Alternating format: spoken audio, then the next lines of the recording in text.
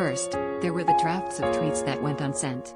Then there were the profanity-laced text messages to trust. Finally, there were nerve-calming cooking videos on YouTube. Making some sense of the sadness and confusion I felt in the wake of the Morgan Wallen video, the disappointing revelation that country's hottest news star had been caught on camera using a racist slur was quickly followed by the joyful coming out of Brothers Osborne frontman T.J. Osborne, stirring up even more emotions.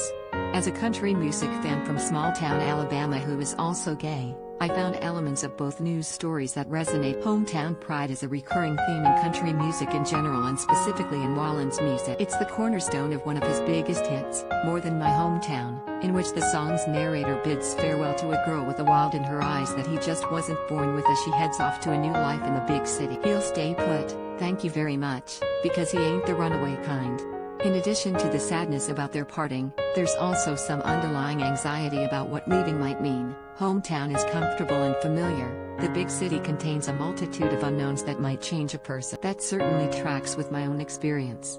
My hometown isn't much different from Wallen's Sneedville, Tennessee, origins. They're both situated in largely rural areas, and, like many others all over this country, are overwhelmingly white, straight, and resistant to change. The straight part is important because when T.J. Osborne's news broke the same day that everything was imploding for Wallen, it connected some dots for me about the way we act when there's no one to challenge us, as well as how we behave to get by when we don't fit. As dissimilar as these two events seem on the surface, their relatives sprung from that anxiety I hear coursing through More Than My Hometown. I've been out for the bulk of my professional life in Nashville, but I remember all too well the feeling of having to disguise myself for acceptance back in my home. I was, in a sense, a T.J. Osborne type surrounded by way too many people who casually spoke like Morgan Wallen in the video. Confederate flags were, and to a degree still are, a popular yard decoration, shrines for an imaginary heroic past to accompany their crimson tide or Auburn Tigers logo. My high school's fight song was Dixie until 2018.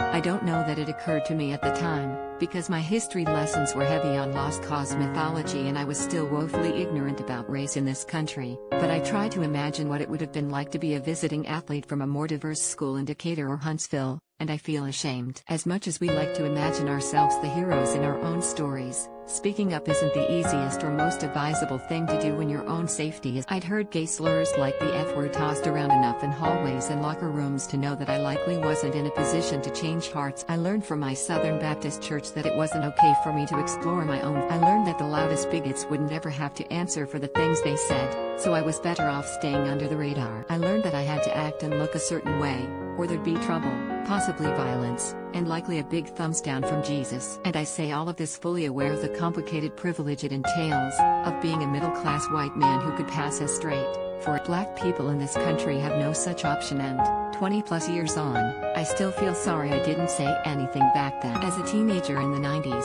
I gravitated mainly toward rap and what I perceived as the weirdness of punk rock instead of to the decade's big country stars, who did not seem to be making music with. I liked my grandfather's Johnny Cash and Jim Reeves albums fine, but they almost seemed like people from another youth. As an adult, I came back around to the contemporary stuff with a new appreciation for grown-ass storytelling and the unmistakable campiness of Dolly, Reba, and I see these same narratives playing out with LGBTQ country stars that fear forced ridiculously talented singers like Ty Herndon and Shelley Wright to hide themselves until well after their so T.J. Osborne's choice to come out while signed to a major label and enjoying modest but, let's be clear, not Morgan Wallen level successes. That choice would have meant so much to me back then and will certainly do the same for scores of queer kids all over this country. Right? It's got life-saving potential.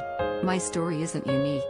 There are thousands of kids in this country who have had to disguise themselves, who may be disguising themselves still, because casual bigotry is the norm because very few people are challenging it, and any change is happening at a glacier. I am not implying that everyone in these spaces is a violent racist, but make no mistake, a white person's casual use of the N-word is an act of violence. In a way, these two events occurring in a single day is a good encapsulation of both America and the country music industry in 2021. One side is backward-looking and casually bigoted, the other, progressive and cautiously optimistic. Racism has been baked into the experience since the outset.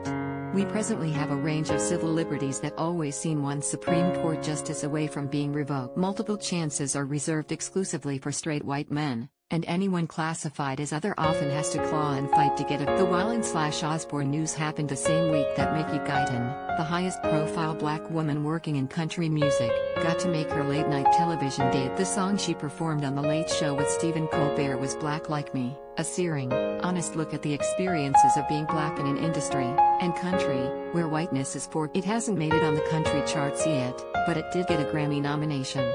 So that's why I bristle a little bit when I hear country artists singing earnestly about unity or getting across a great. Those sides aren't equivalent. It is impossible to square vague support of civil rights with racism, homophobia, misogyny, transphobia, Islamophobia, and any other attitudes and behaviors that lessen and promote violence against margin. There is no way to bridge that particular chasm.